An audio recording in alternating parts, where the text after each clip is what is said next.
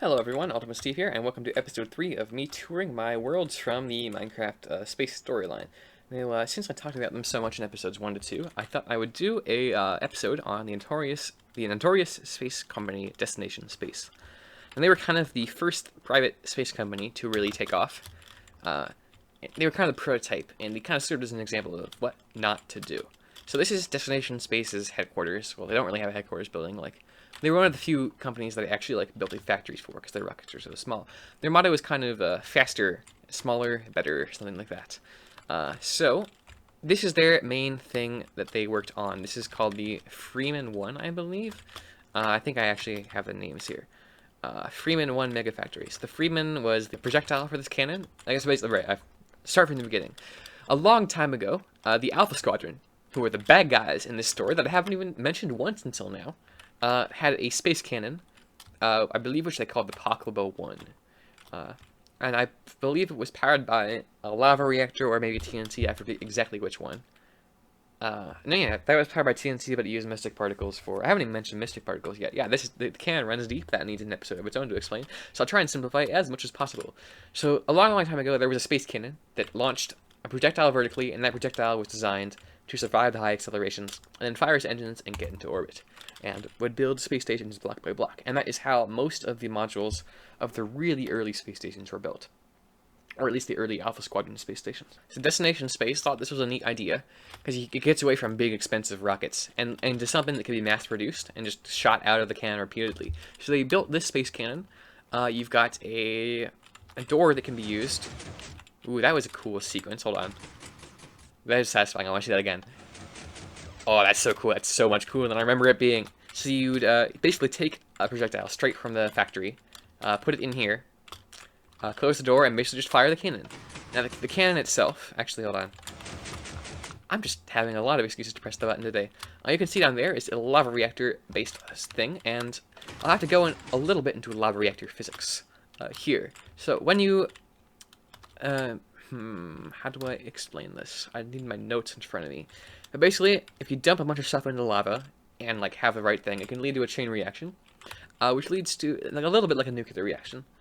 So think of it like they're basically setting off a small atomic bomb at the base of this cannon and shooting up a projectile out of there. The projectile itself, if we look in the factory here, we can see how it's made step by step. It's a little bit cramped in here.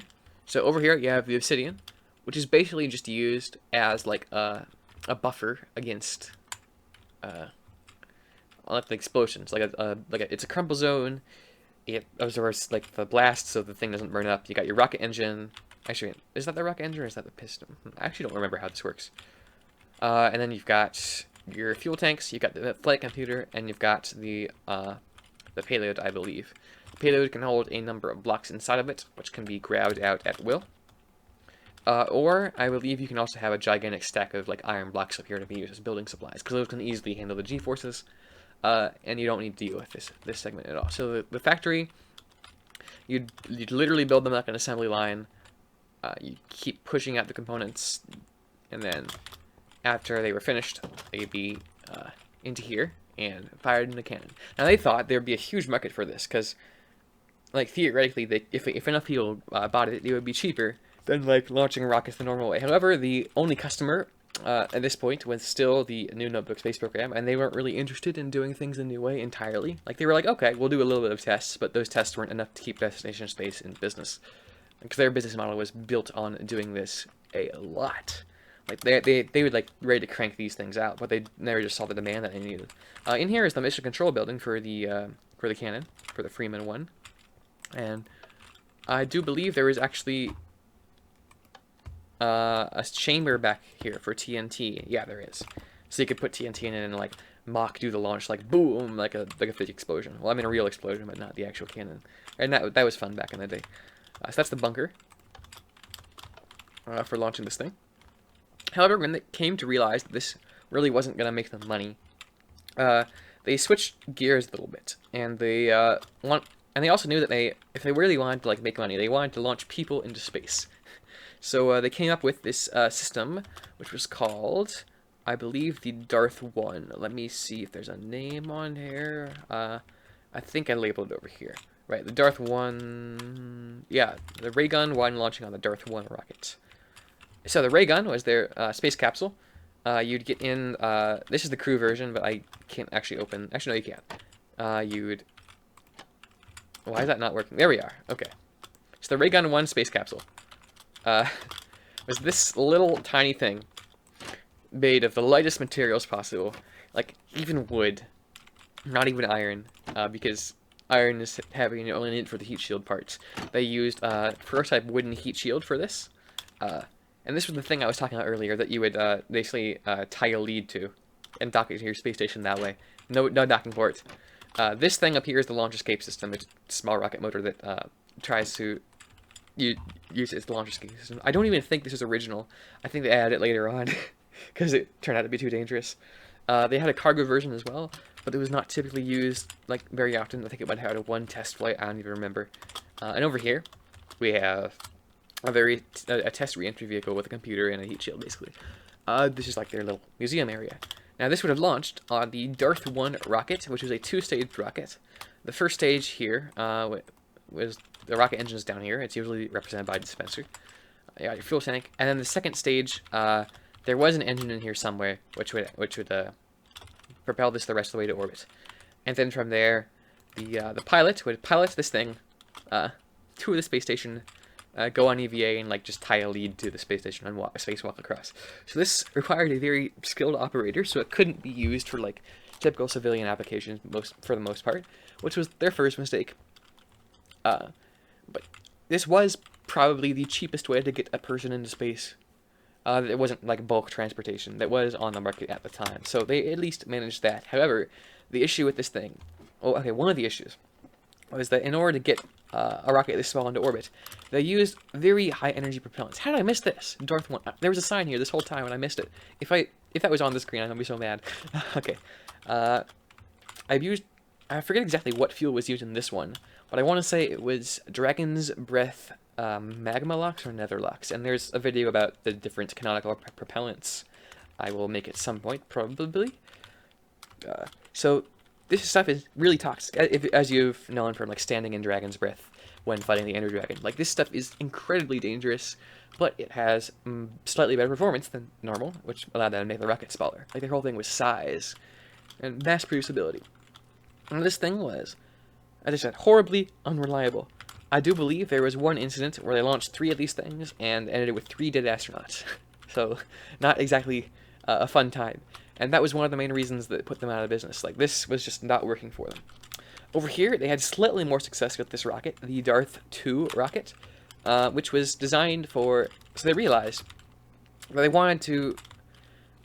With that, they almost had a monopoly on the market for, like, rapid response launches.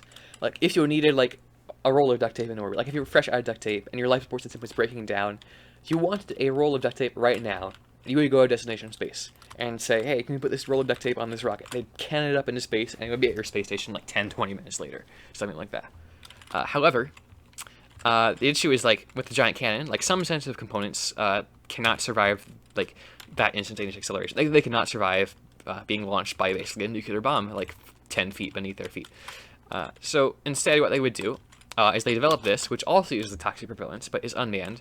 It can take 2 items here to orbit, and can rendezvous with a space station, and then astronauts can go outside and grab the items. So if you really need, like, a safe way of getting low G-force tolerance items up to the space station really fast, you would say, hey, destination space, can we launch it? And then they're like, sure thing. Now, this thing was never really mass-produced, but they usually had a few lying around if you ever needed them. So that was most of the launch systems for destination space. Now, very near the time of Destination Space's bankruptcy, they came up with this, the Darth 3, which just took the record for the new smallest launch system. You had a first stage, again, toxic propellants. That was kind of their thing. Second stage, toxic propellants. And the third stage was you'd sit in here, and you'd have to be a really, really, really skilled operator to do this. But basically, they figured out how to make obsidian armor, which would have heat shields on it, and they'd have a heat shield elytra. So he would basically get most of the way to orbit on the second stage, jump out, and then use your elytra and fireworks to get the rest of the way to orbit. Needless to say, this is a really skilled operation to do. And notably, it's small enough. Like, all of these are too small to have the required beacon for like any substantial large vehicles that spacecraft are generally required to have. Well, not always. There are exceptions if your vehicle is literally too small for a beacon. This was only used once on a secret mission to store supplies in space and recover old information or something like that. I don't remember the exact details of the secret mission, but I have it written down somewhere. So that secret mission might deserve its own video. But there's one, like, that's the only crewed launch that is specifically in the canon. There are probably a few more that I haven't enumerated, but there's a secret launch. I launched there. I snuck up onto some old space stations to do some secret research, and it was pretty cool. Now over here, very later on, there is the Darth 4, which used a more advanced version. It was basically a more advanced version of the Darth 3. There's a lighter fuel tanks, and then the same sort of like Elytra system, but with netherite, because netherite had been like a thing at this point.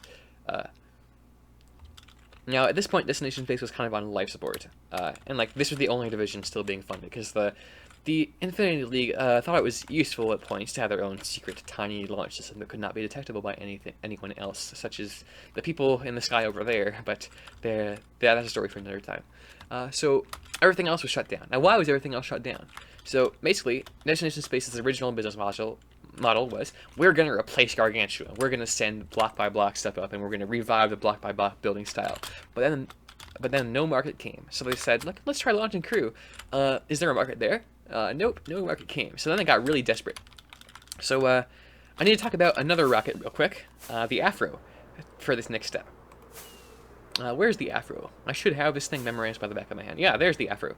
So this is the Afro. This is the first crewed rocket after the Baconator was retired. And it's very unsafe, like extremely unsafe. It's basically right up Destination Space's alley. These tank walls are very thin, and it's fueled by liquid hydrogen and liquid oxygen.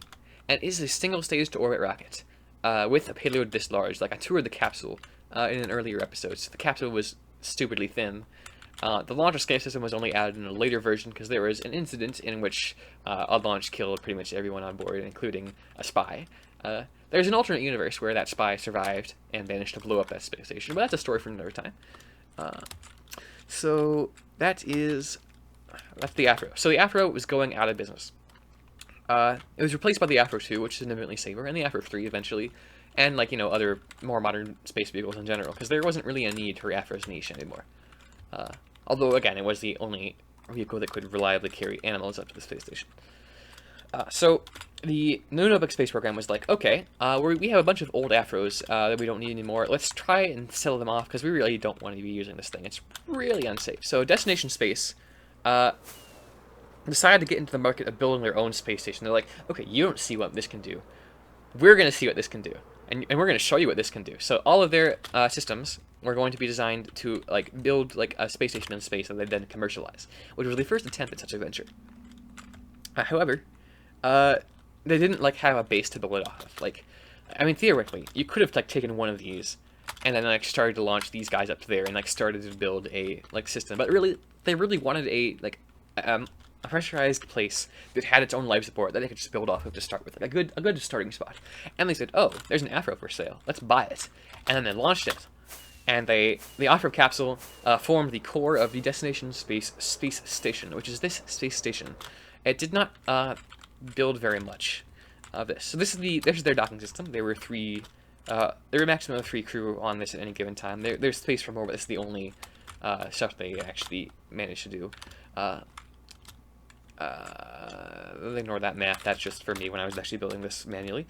So this is the Afro capsule in the center. It had its own, and then they built this airlock off of it. They launched some initial supplies when the supply ship came, etc. So they basically used this Afro capsule as their control center. I don't even think they upgraded it. They just used the default ancient computer systems on there to power their space station, because why change it if it's going to be turned off eventually anyway? So this is the main module for life support and whatnot. This is their life support system. It distributes oxygen throughout the ship. This is their batteries, and this is their new computer arrays. Which they built that pretty intelligently. Storage cafeteria space or workbench space or whatever you want to science, I guess. They weren't really interested in science, though. So this is the airlock. Well, it actually wasn't. It is an airlock, because this closes. This was a system to capture incoming Freeman vehicles. And just, like, they'd rendezvous here, they come in here, they close the door, they pressurize the space, and they'd grab the materials that way, instead of having to, like, go on an EVA to grab the materials. So this, from an engineering standpoint, this was a successfully built space station. Solar panels. So, like, unfortunately, this didn't really, like, yeah, hey, they can build a space station, so what? We were not, like, the Infinity League was not at the point of building these space stations, and private space had not taken off to a sufficient point that anyone else wanted private space stations at that time. So this, so they had to try and find a market. And they attempted to find the market of, well, one of the markets they tried to find was space tourism, but they tried to find a lot of markets. But this is the living module. Over here we've got, like, a few private bedrooms. It might just be 2 or 3. There's 2. There's, you know, normal living Minecraft stuff. Shower, toilet, whatever. And this is how they attempted to commercialize space. So this is the archives, which they basically were like, okay, pay us a certain amount and we'll archive something in space for you. And that was their attempt that was one attempt at commercialization. Another attempt was the Space Bank, which has basically the same energy as cryptocurrency. So they were like, hey, we'll store your money. We'll have a space bank, and you can pay extra for the thing of storing your money in space. Then they had Space Netherwart that they would sell. Space Wart. Then they had Space Berries that they'd sell for you, like for a premium. And they have like a service where you could like buy a shooting star for a special occasion. And that was cool. So they have all these ways to make a small amount of money, and they're even like, okay, you know what? We'll put the most advanced materials monitoring system we've ever seen in space. Surely then the Infinity League will pay for our science and like recognize our talents. It did a little bit. Like, this is a very extravagant scientific setup with like a bunch of machines tested to like materials monitoring stuff. However, they chose materials that were pretty much already kind of understood. They could easily replace them, and eventually it just never panned out for them. Another very special thing they have, I think, if they haven't, there's an airlock around here, right? No, I have to go all the way around. So yeah, they basically tried everything they could to make money, but their business model was kind of flawed from the beginning. They also have a very, like, an extreme space war. Oh, oops. Space Wart Extreme, where they like basically sell, and this is kind of the same energy as those companies today that like send this stuff you use to make beer to like the edge of space or even to space, and then sell it to you for a premium price. So they tried everything. Like, this was the commercialization module. This is their last bet. This is how we're gonna make money. And then the disaster happened where they sent like one batch of 3 astronauts up there on Darth 1s and ray gun capsules, and all 3 of them died. Ever since then, the space station has been pretty much vacant, and there's pretty much nothing, and the company went bankrupt shortly thereafter. Although, they did, like, as I mentioned before, the company was kept a little bit alive just for the capabilities that these 2 vehicles offered, because occasionally the Infinity League wanted to secretly do something, and these were the stealthiest vehicles available at the time. So that is an overview of the first ever attempt at a private space company in the Minecraft space storyline.